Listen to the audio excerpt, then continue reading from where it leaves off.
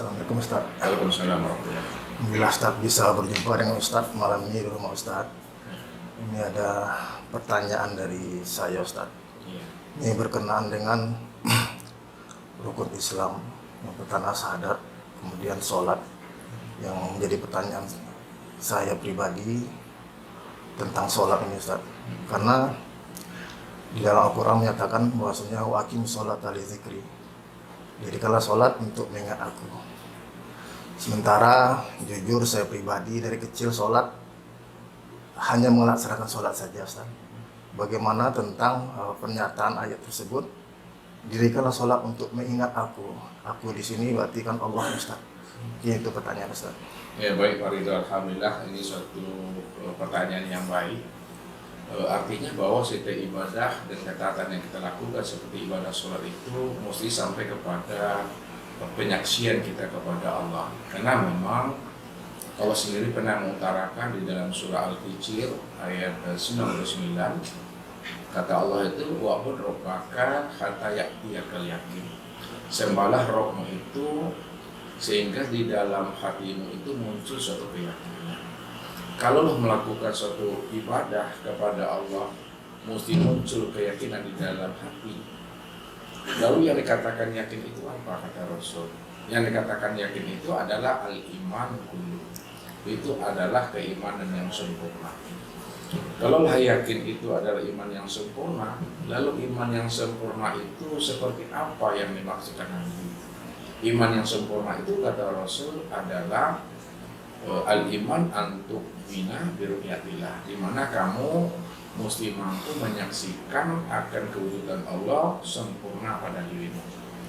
Kalau kita telah mampu menyaksikan kewujudan Allah pada diri, insya Allah ibadah yang kita lakukan itu pasti ibadah yang sampai kepada mengingat Dia. Kenapa? Kalau kita tidak akan pernah mungkin bisa mengingat Allah tanpa kita menyaksikan akan dirinya.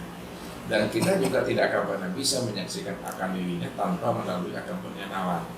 Makanya ayat itu kalau kita pahami secara makna hakikinya, wa'bud rabbaka hatta ya'tiyakal yaqin itu sembahlah Tuhanmu sehingga kamu betul-betul menyaksikan dan melihat Tuhan yang kau sembah itu. Makanya orang yang bisa mengingat Allah itu sebenarnya adalah orang yang telah menyaksikan akan Tuhannya. Disitulah makna Allah katakan wa aqimis sholata li dzikri. Dirikanlah sholat itu untuk mengingat aku. Sekarang yang menjadi masalahnya bagaimana cara ingat kita akan Tuhan. Nah, untuk ingat Tuhan itu kita mesti mengenal akan rahasia diri kita ini siapa. Sebab Nabi mengatakan man talabal maula bi ghairi nafsin faqad dalalan ba'idah. Siapa yang ingin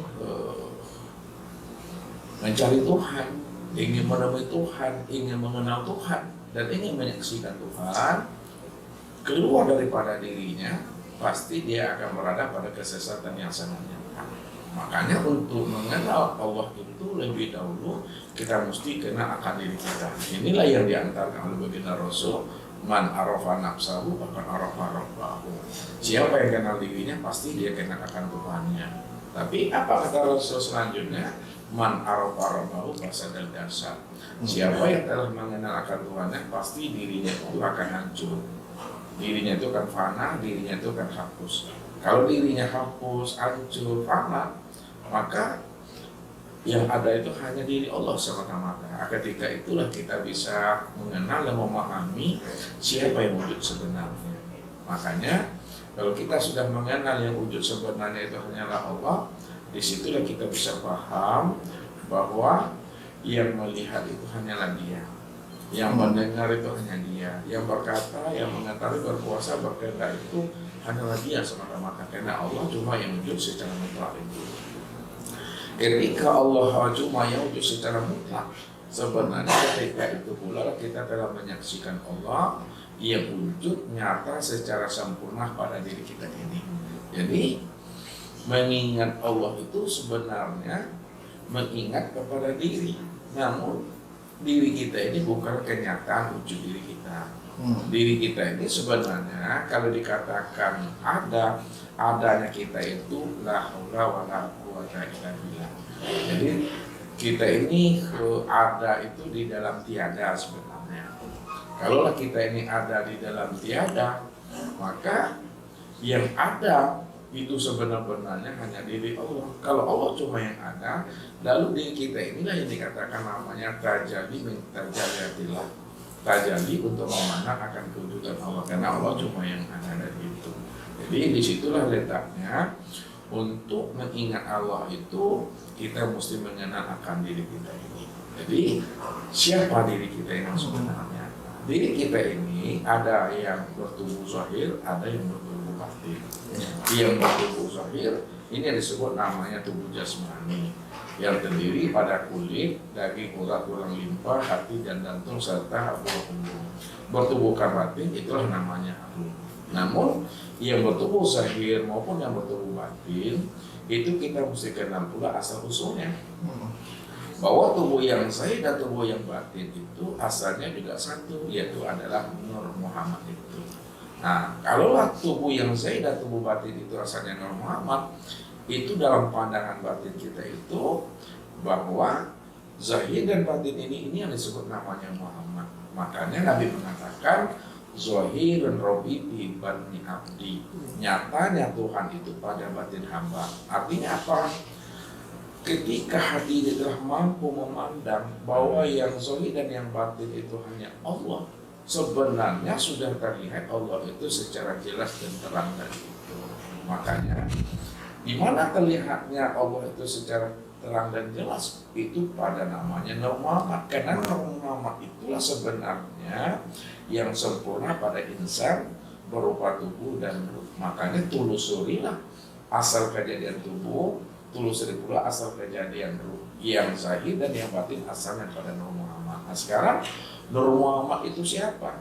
Nur Muhammad itu kenyataan daripada diriku, kata Allah. Kalaulah Nur Muhammad itu kenyataan daripada diriku, maka Nur Muhammad itu ya aku. Kalaulah Nur Muhammad itu aku, maka akulah yang nyata pada dirimu. Dan dirimu itulah nyatanya diri aku. Sebenarnya dirimu itu suatu bahasa untuk menghantarkan bahwa kita ini sebenarnya tidak ada. Itulah maknanya Allah melihat dirinya di luar dirinya. Jadi ketika Allah melihat dirinya di luar dirinya, yang mana yang diri Allah di luar dirinya, itulah namanya Muhammad tadi. Jadi Muhammad itu dapat memandang nyatanya diri Allah. Nah, ketika kita sudah mengenal akan hakikat diri kita ini adalah Muhammad, Muhammad itu tiada lain Allah. Kalaulah Muhammad itu tiada lain Allah, maka sesungguhnya Muhammad itu adalah Allah itu sendiri. Nah, di situ setelah menyaksikan akan Allah, ketika telah menyaksikan akan Allah, maka disitulah letaknya ingat. Nah, ingat itu maksudnya sudah menyadari, sudah memahami bahwa Allah itulah yang diriku inilah wujudnya Allah.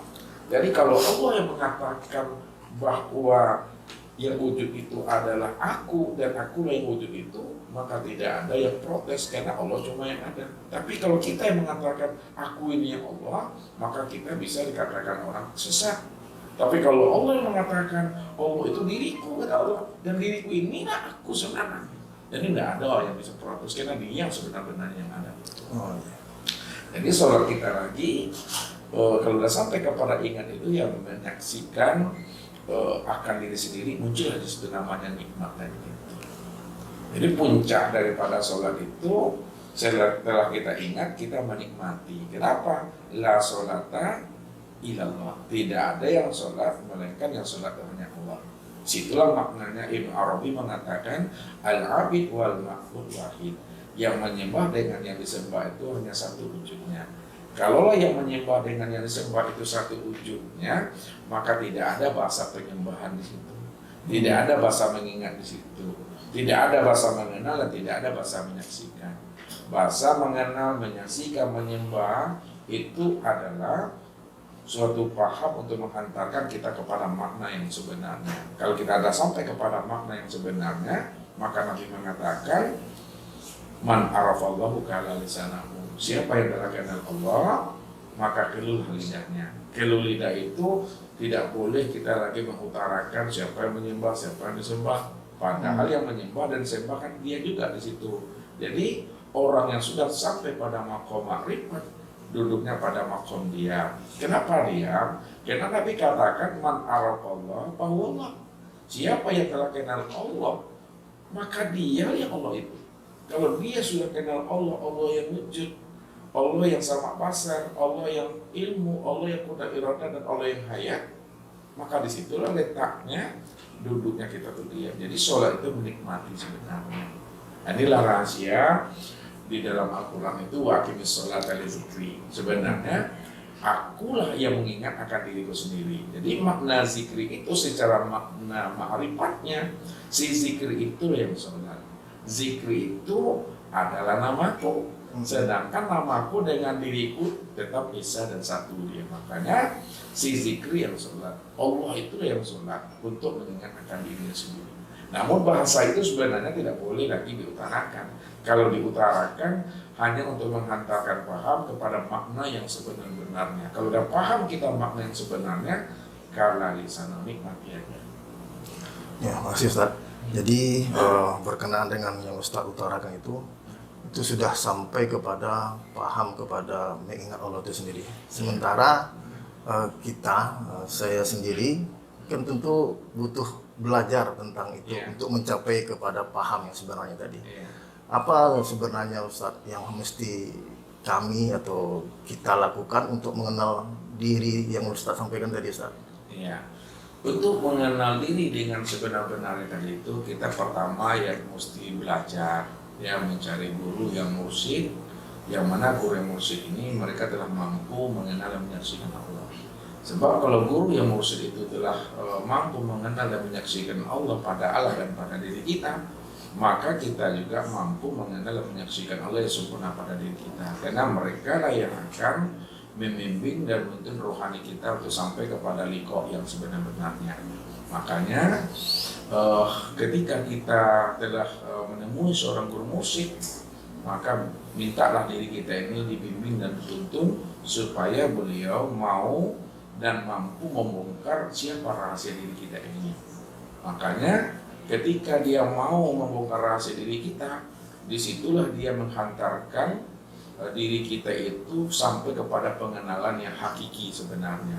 Makanya orang-orang arbillah, orang-orang yang sudah sampai kepada penyaksian kepada Tuhan, dia memberikan suatu pembelajaran mulai dari dasar dia. Mulai dari dasar itu maksudnya dia menghantarkan kepada diri kita ini secara zahir dan batin. Makanya dalam bahasa Ustaz selalu kita sampaikan, baca alam pada diri, baca diri di dalam diri. Di dalam diri ada diri, di dalam diri ada rahasia diri. Di dalam rahasia diri itulah aku tersembunyi, karena aku yang wujud dengan sendirinya di situ. Maka diri kita ini, kalau kita tilik selalu dalam pandangan batin kita, karena kan dikatakan oleh Nabi tadi, Zohirun Rabbi bi batni abdi. Nyatanya Tuhan itu, wujudnya Tuhan itu, terangnya Tuhan itu betul-betul terang dalam pandangan hati kita yang jadi hati yang telah kasab, hati yang telah mendapatkan cahaya nur ilahi, dia mampu memandang Allah dari segala yang wujud. Makanya dia menghantarkan pemahaman kita untuk mengenal akan diri, disuruhnya kita menilik kepada diri. Bagaimana cara menilik kepada diri? Dalam pandangan zohir, mata zohir, bahwa mereka mengatakan yang diri ini adalah yang jasmani ini. Kenapa? Karena diri jasmani inilah yang melihat, diri jasmani ini yang mendengar, diri jasmani ini yang berkata, diri jasmani inilah yang bergerak dan berjalan dalam pandangan zohir namanya, atau pandangan roha. Tapi setelah kita pilih ke dalam, kita silau ke dalam, kita ikut ke dalam, terlihatlah ada saudara kita, ada sahabat dan jalan tetangga kita itu telah berpulang ke Allah. Dia ada mata, dia ada telinga, dia ada mulut, ada tangan, ada kaki.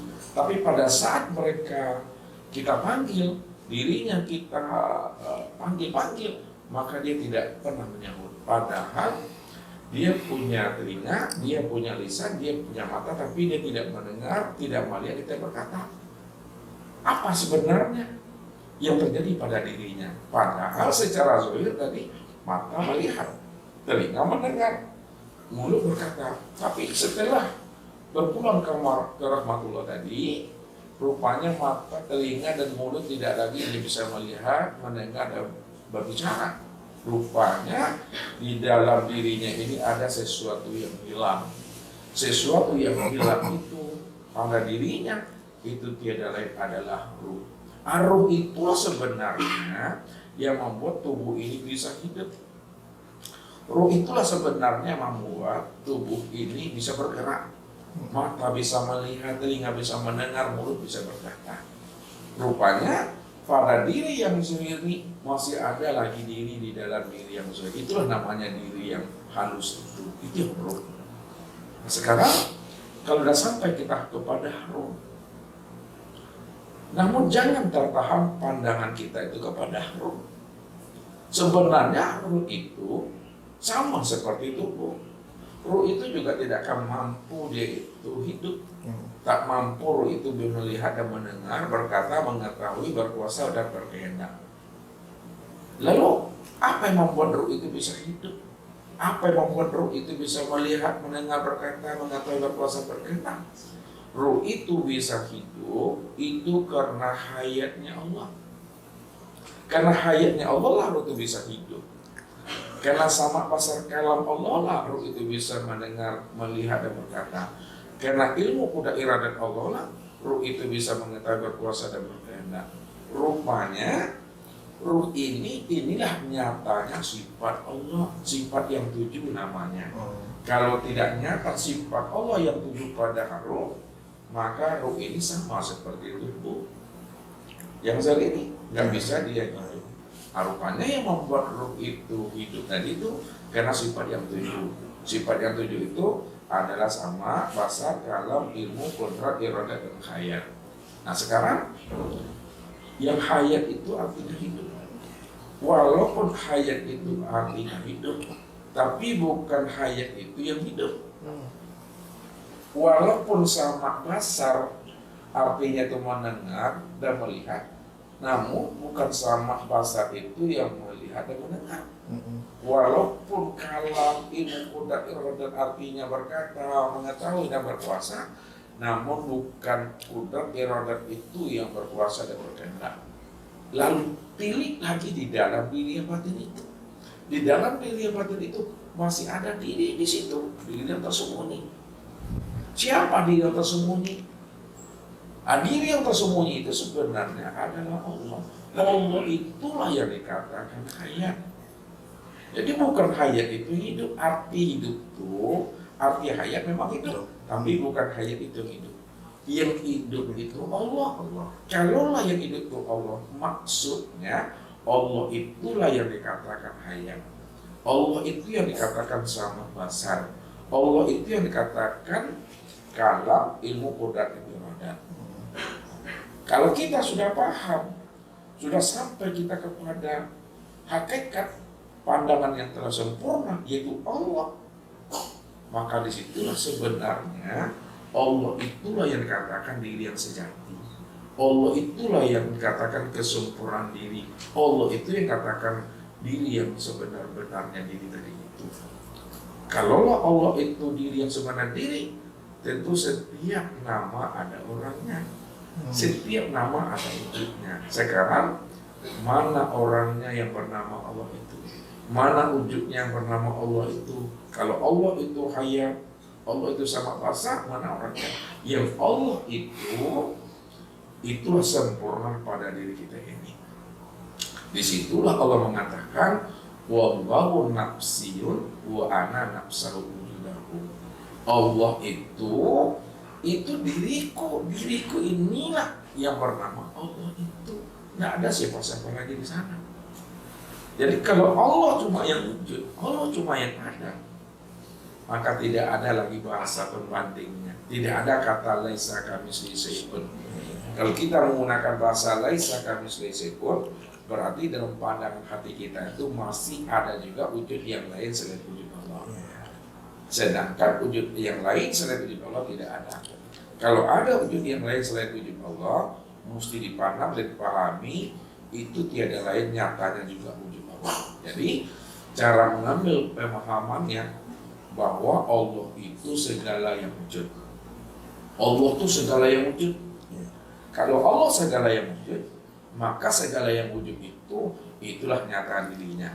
Kalau segala yang wujud itu nyata dirinya, itu artinya bahwa segala yang wujud itu adalah aku pada Allah. Namun kesempurnaan kita memandang Allah pada segala yang wujud tetap memandangnya itu kepada diri. Karena diri inilah rahasia untuk memandang kesempurnaan memandang Allah itu. Makanya Allah mengatakan dalam 2 hadis qudsi itu, yang pertama wa khalaqa Adam kasuratihi, dan dijadikan Adam itu sesuai dengan gambaran rupa diriku. Hadis yang kedua dikatakan wa khalaqa Adam ala suratir rahman, dan dijadikan Adam itu ya sesuai dengan gambaran Ar-Rahman, yaitu Tuhan tadi itu. Maka memandangnya kepada diri. Namun setelah kita mampu memandang Allah itu sempurna pada diri, di sini kita tak boleh mengaku-ngaku bahwa diri kita ini Tuhan. Sebab belajar ilmu tauhid, kata Ustaz, tak boleh kita mengaku-ngaku Tuhan, tak boleh kita menjadi Tuhan, tak boleh pula kita ingin menyanding-nyandingkan Tuhan. Jadi diri kita ini la haula wala quwata illa billah. Kalaulah diri kita ini la haula wala quwata illa billah, lalu siapa wujud yang la haula ini? Siapa wujud diri yang la haula wala quwata illa billah? Wujud yang diri yang la haula wala quwata illa pada diri kita ini, itu tiada lain adalah Allah itu sendiri. Itu sudah liqa namanya, itu sudah musyahadah namanya, itu sudah bertatap wajah namanya, itu sudah menyaksikan namanya. Itulah yang katakan namanya ingat. Jadi kalau diambil kesempurnaannya sedikit, ingat itu sebenarnya adalah tidak ingat. Yang tidak ingat itu yang sebenarnya ingat. Jadi yang dikatakan ingat itu tidak ingat. Nah, kalau dia masih mengingat, itu belum ingat namanya. Berarti kesimpulannya yang ingat itu tidak ingat, itu menyadari sesadar-sadarnya yang Allah itulah diri kita ini. Diri kita inilah nyatanya diri Allah. Berarti kalau Allah itu diri kita ini dan diri kita ini nyatanya diri Allah, maka zahir dan batin itulah yang Allah itu.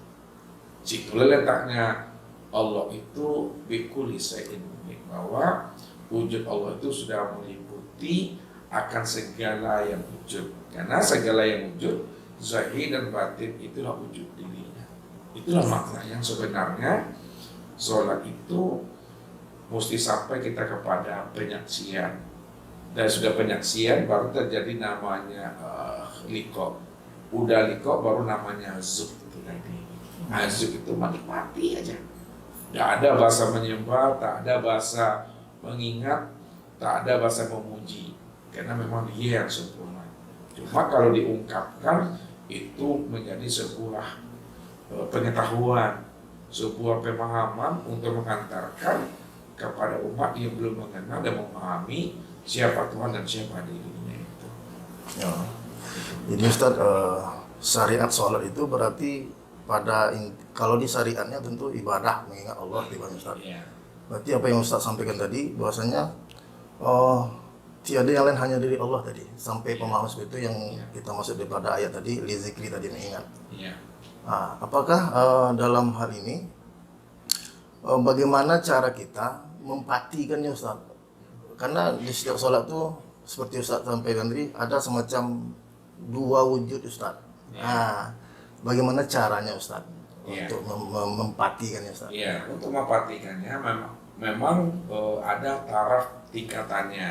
Makanya orang-orang yang duduk pada makom tarikat, ya, sebelum beliau itu takbiratul ihram, dia telah menjazamkan di dalam qalbunya suatu ungkapan perasaan batinnya, la maujud bil haqqi illa Allah.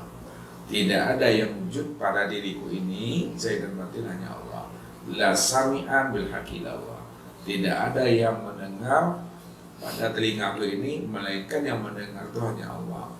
La basiran bil haqqi illallah. Tidak ada yang melihat pada penglihatanku ini melainkan yang melihat itu hanya Allah. La mutakalliman, la aliman, la qadiran, la muridan, la qadiran, la hayyan bil haqqi illallah. Tidak ada yang berkata, mengetahui, berkuasa, berkehendak dan hidup pada diriku ini melainkan hanya Allah semata-mata. Ketika dia telah menjazamkan itu, pada saat itu dia telah menyaksikan kewujudan Allah itu secara utuh dan sempurna pada dirinya.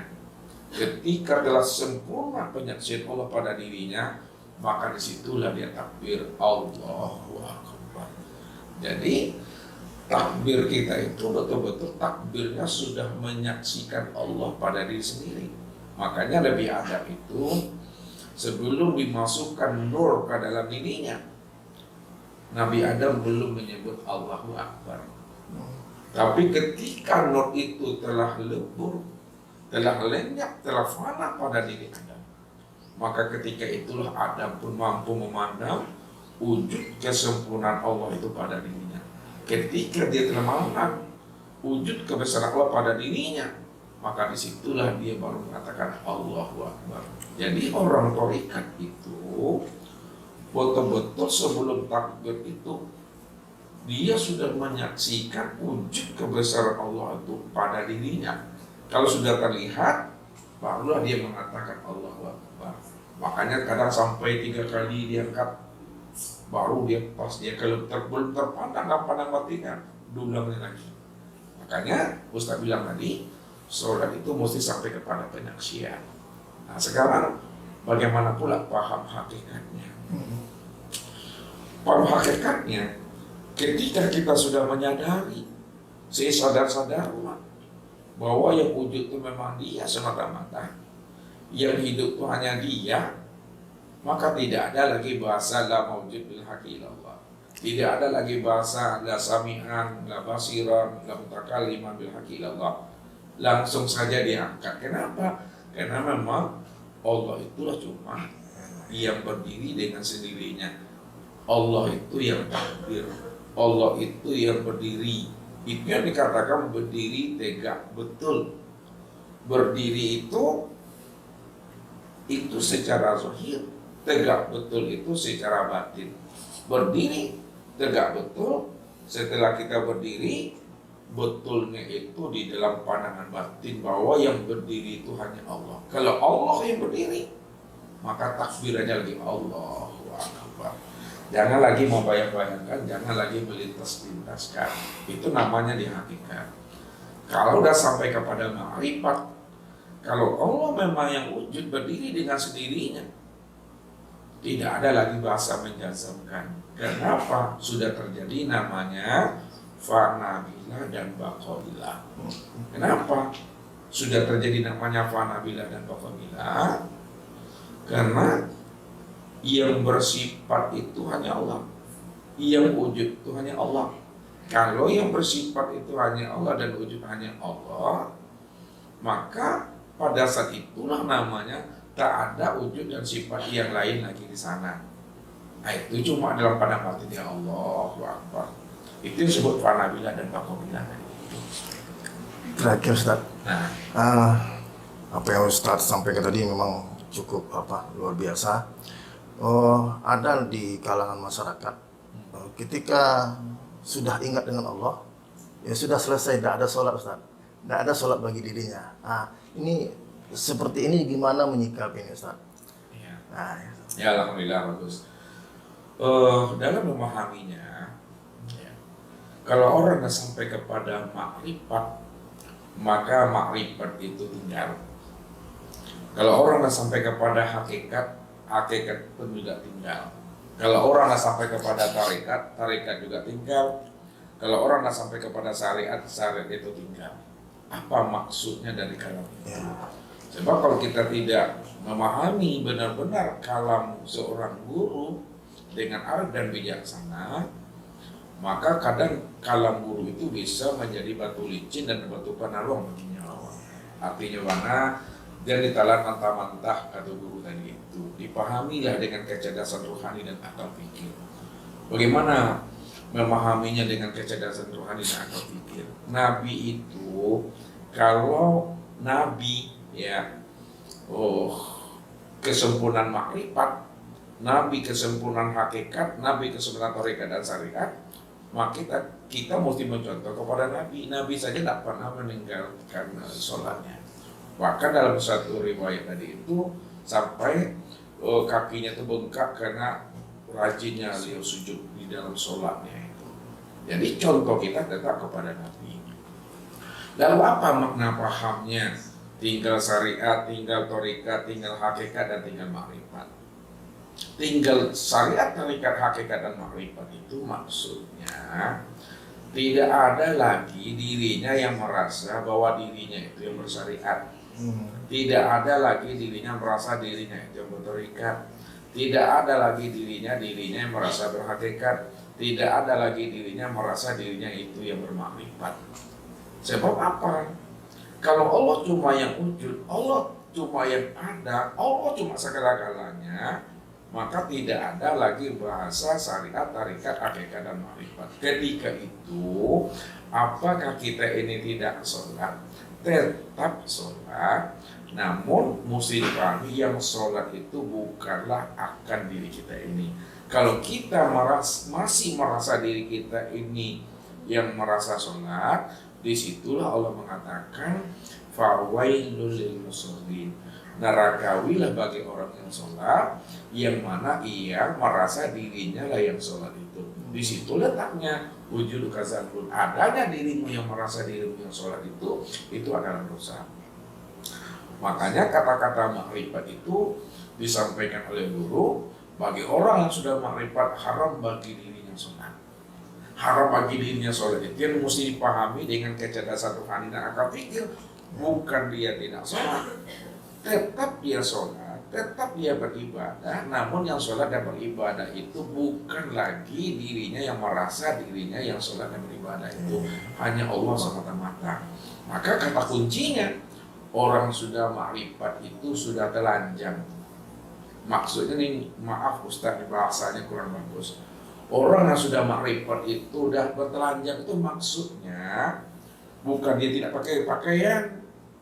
Bertelanjang itu tidak ada lagi pada dirinya itu yang merasa yang hayat, yang sama pasar, yang kalam ilmu kudat dan irodat itu namanya telanjang itu. Nah, kalau orang tak paham, orang makrifat sampai dia membuka bajunya, sampai dia membuka celananya, tidak ada selai benang pun yang menempel pada kulitnya, itu salah dalam memahaminya. Itu artinya orang yang tidak berguru.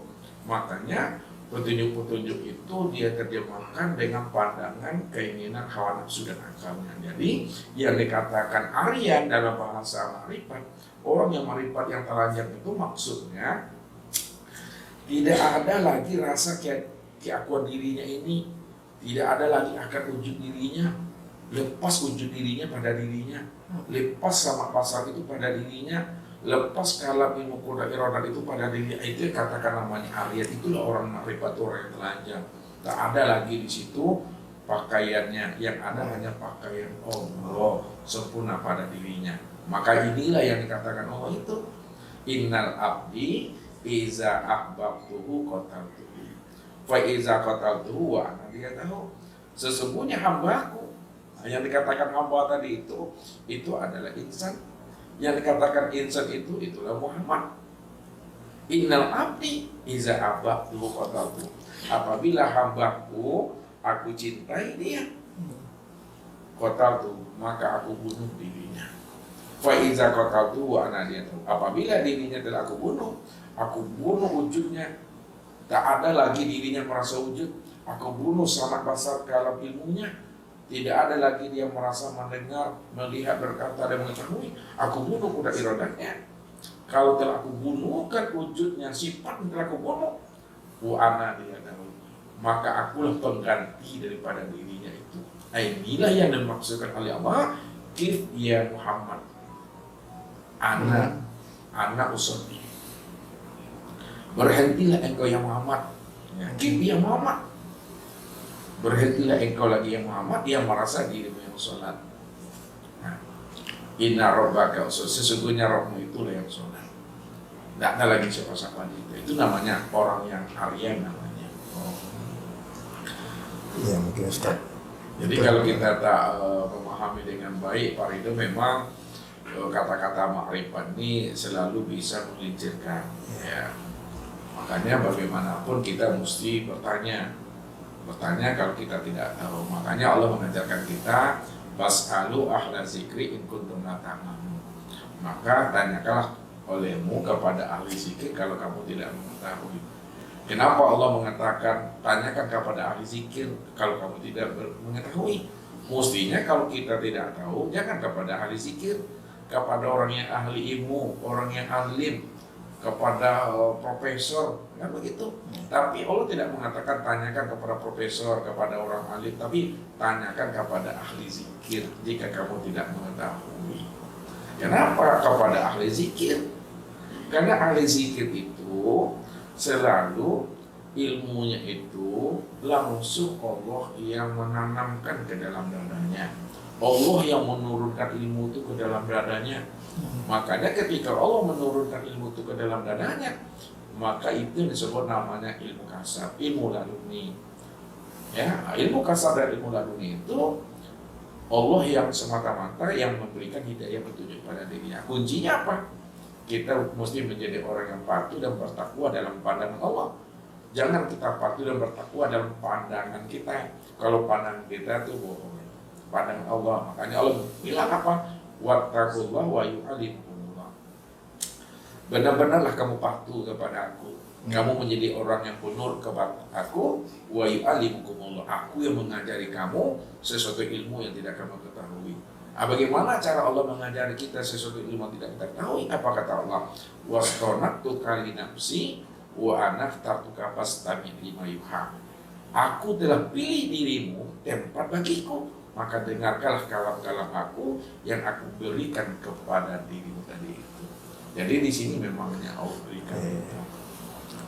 Satu lagi Ustaz, ini tentang sholat juga Ustaz. Ada ketika kita sudah, kalau bahasa kitanya fokus kan, di dalam sholat itu kan ada yang dia nggak fokus, ada yang pergi-pergi, maksudnya pikiran nih melayang-melayang, itu gimana melala? Jadi gimana sih? Ya, itu kenapa itu bisa terjadi? Apakah karena kita memang belum dapat ilmunya atau seperti apa Ustaz? Iya, itu belum dapat ilmunya. Yang kedua, memang anugerah Allah itu memang maunya Allah. Makanya Allah bilang dalam suatu ayat, wallahu yaqtasu bi rahmatihi man yasha. Allah itu mengkhususkan rahmatnya kepada orang yang Dia pilih. Jadi siapa yang dipilih Allah, maka dialah yang akan mendapat rahmat itu secara jalan khusus. Makanya Allah katakan, wa may yahdillahu fahuwal muhtadi. Barang siapa yang diberi Allah hidayah dan petunjuk secara khusus, maka dialah orang yang beruntung. Dialah yang mendapat hidayah petunjuk. Namun bagaimana cara kita menyelesaikan masalah seperti itu? Andai kata pun lah kita namanya, kita ada ma'rifat, icek-iceknya gitu. Lalu terjadi juga pikiran kita itu melayang, menghayal, melala, peraunnya. Orang yang sudah ma'rifat dengan ma'rifat yang sempurna, betul-betul ma'rifat yang sempurna, ketika proses itu terjadi pada dirinya, dia mampu memulangkan kembali segala yang dilihat, segala yang didengar, segala yang dirasa, segala yang diingatnya, segala yang dikhayalkannya itu dikembalikannya kepada wujud yang satu hanya Allah. Nah, misalnya kita, Pak Ridho, sore bawa anak-anak pergi main. Sampai pergi main tadi itu, kita pun pulang. Sampai pulang kita sholat maghrib, sholat isya. Rupanya di dalam sholat maghrib, sholat isya tadi itu teringat sama kita itu anak bermain ini tadi. Lalu bagaimana untuk menghilangkan sesuatu yang ada di dalam pikiran dan hati kita?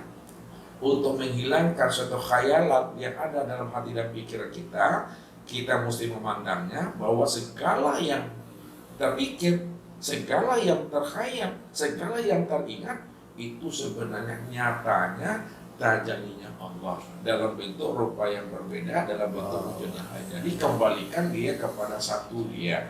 Makanya kata Nabi, kullu syai'in yarji'u ila aslihi.